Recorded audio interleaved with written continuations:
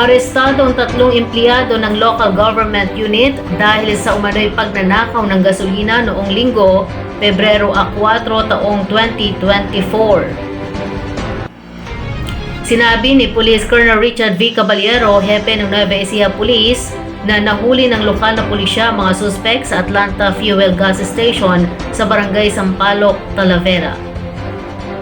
Sinasabing pinalsipika ng mga suspect ang isang purchase order o PO para magnakaw ng diesel na para sa kanilang municipal service vehicle.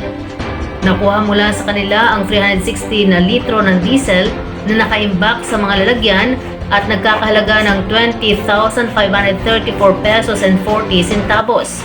Nanlaban pa ang mga suspek sa pag-aresto, ngunit wala rin silang nagawa ng dakpin ng mga pulis.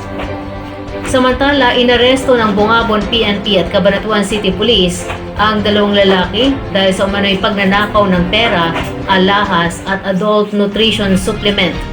Ang mga suspek ay isang 23 anyos na residente ng Barangay Vega, Bungabon at isang 18 anyos na lalaki mula sa Montalban, Rizal. Naharap sa kaukulang kaso ang mga suspek.